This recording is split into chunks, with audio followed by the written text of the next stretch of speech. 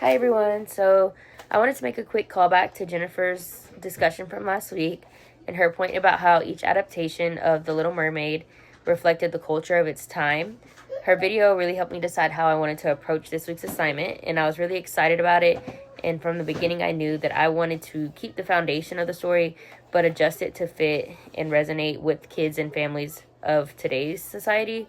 So for my book, I decided to retell The Six Swans for young kids. I do have a toddler who you probably hear in the background, and he loves books. So I would want it to be something that I would want to read for him, which would make my target audience like a preschool age range, which is a little bit older than him, but I'd want it to be something I could read with him for a while. Visually, I imagine a classic nursery rhyme look, and this is kind of where I got that inspiration. I just kind of love this type of illustration. And I would want it to be warm, almost nostalgic or vintage like that, with soft, almost hand-drawn illustrations. Without being too detailed, I still want the pictures to help tell the story. I think I would want the cover to show the sister surrounded by the swans, in like a nature setting. So either like a lake or with a bunch of trees and flowers surrounding them.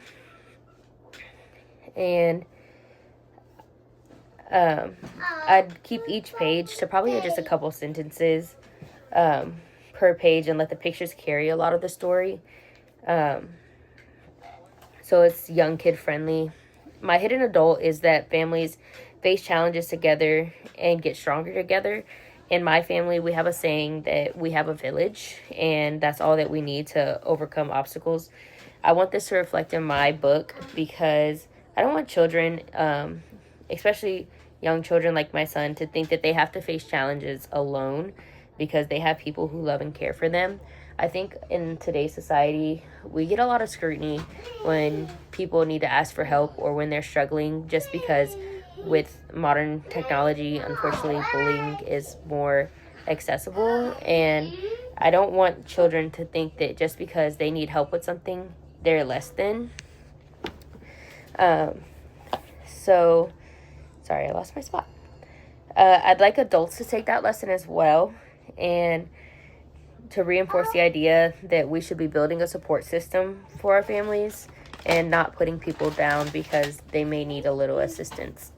So, the beginning pages of my book, I would show the swans flying away, almost like a balloon floating away while the sister reaches out for them. I want that to highlight her child innocence and also the sadness of watching them slip out of reach. I got this idea just from my son, who is also obsessed with balloons, and the fear that he has about losing one. So I'd want that to kind of be told through my pages as well. In the middle, when the sister's journey is just beginning, I would show that instead of doing it alone, she's getting help or encouragement along the way. So just subtle images that show her getting that help.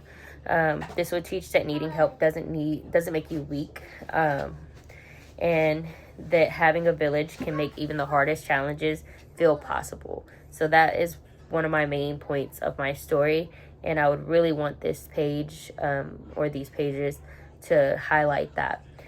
At the end, I would want to show the brothers restored into their human form, of course, and then the family reunited.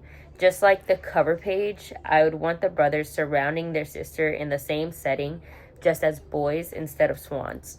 I want this to feel like a full circle moment, showing that even after facing challenges, their family is together again and they're stronger because of everything that they had to go through. So I compare my story to Disney's Little Mermaid, still showing sacrifice, but with different reasons. So Ariel lost her voice to follow her dreams. The sister sacrifices hers for her family. My version would really focus on family and change the lesson a little bit from what we've seen. But yeah, this was a really fun assignment for this week, and I love reading things to my son. So definitely going to read him a couple pages out of his storybook today, and maybe a little bit of my version of The Little Swan, or The Six Swans.